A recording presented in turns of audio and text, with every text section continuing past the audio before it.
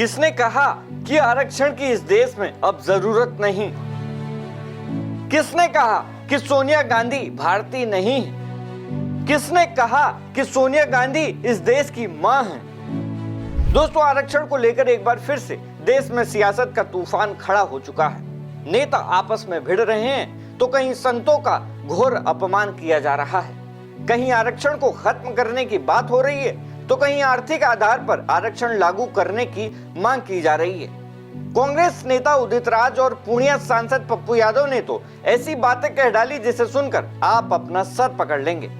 आइए आपको बताते हैं कि पूरा मामला आखिर है क्या। अयोध्या राम जन्मभूमि मामले में सुप्रीम कोर्ट में गवाही देकर 437 प्रमाण प्रस्तुत करने वाले जगत गुरु श्री राम भद्राचार्य ने हाल ही में आरक्षण को लेकर एक ऐसी बात कह दी जिसे सुनकर तमाम विपक्षी पार्टियों ने उनके खिलाफ मोर्चा खोल दिया।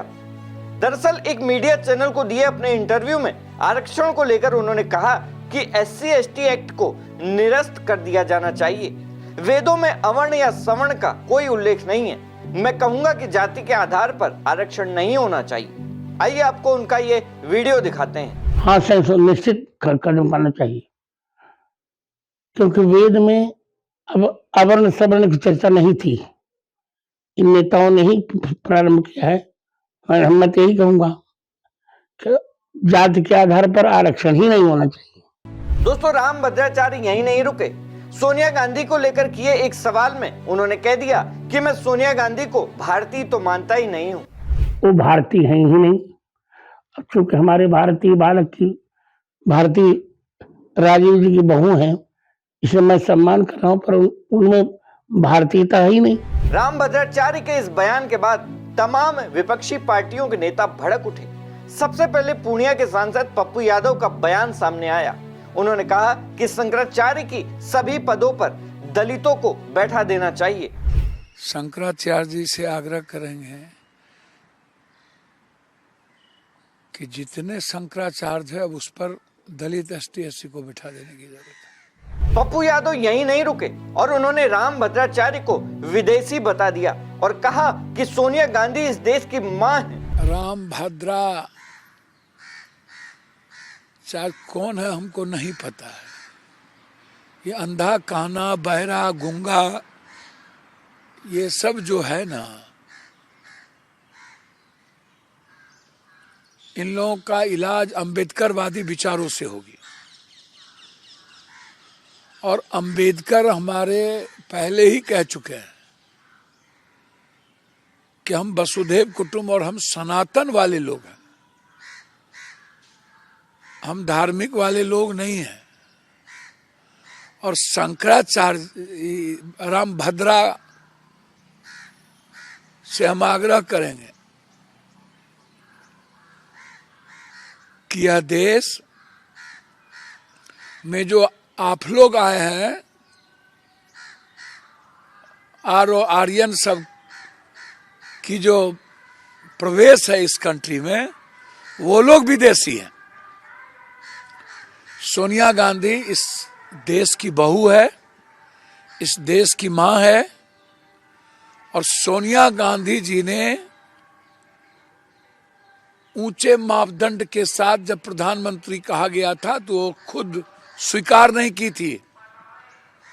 तो ये जो कौन राम भद्र अद्रा और अद्रक है, ये लोग सोनिया गांधी के निचले पासंग भी नहीं है,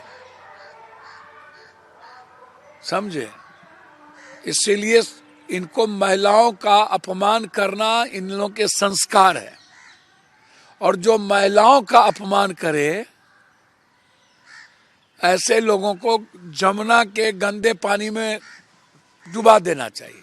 ये लोग उसी के लायक है, वहीं डुबकी लगाओ। अब भैया, आरक्षण के साथ साथ कांग्रेस की राजमाता सोनिया गांधी पर भी राम भद्राचार्य ने सवाल उठाए थे, तो कांग्रेस के छुटमुल्ले नेता भी कहां पीछे रहते।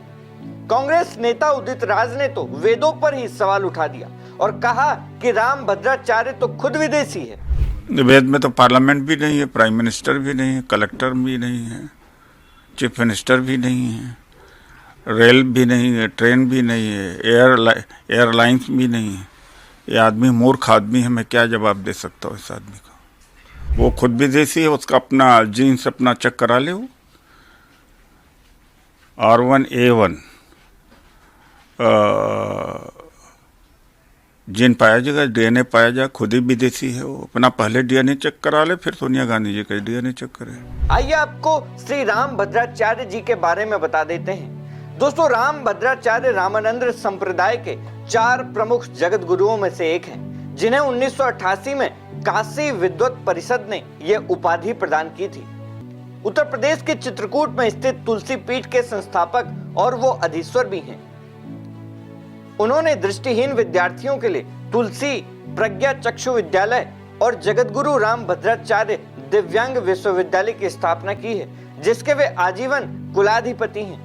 सामाजिक कार्यों के लिए उन्हें पद्म विभूषण 2005 में सम्मानित किया जा चुका है। हाल ही में 2023 के 58वें ज्ञानपीठ पुरस्कार से उन्हें नवाजा गया, जो संस्कृत में उनके योगदान के लिए उन्हें दिया गया है। वे राम कथा के प्रमुख कथावाचक हैं और अयोध्या राम जन्मभूमि मामले में सुप्रीम कोर्ट में गवाही देकर 437 प्रमाण प्रस्तुत कर चुके हैं। दोस्तों, राम भद्राचार्य की आरक्षण पर इस टिप्पणी को कुछ लोग समर्थन दे रहे हैं, तो कुछ लोग उनके विरोध में खड़े हो गए हैं। लेकिन इतना तो तय है कि देश में धीरे धीरे आर्थिक आधार पर आरक्षण की मांग की चिंगारी सुलगने लगी है। अब देखना यह होगा कि इस मामले में आगे क्या होता है। आप अपनी राय इस मुद्दे पर हमें कमेंट बॉक्स में जरूर बताएं। सरकारी मंथन के लिए उमेश द्विवेदी की रिपोर्ट।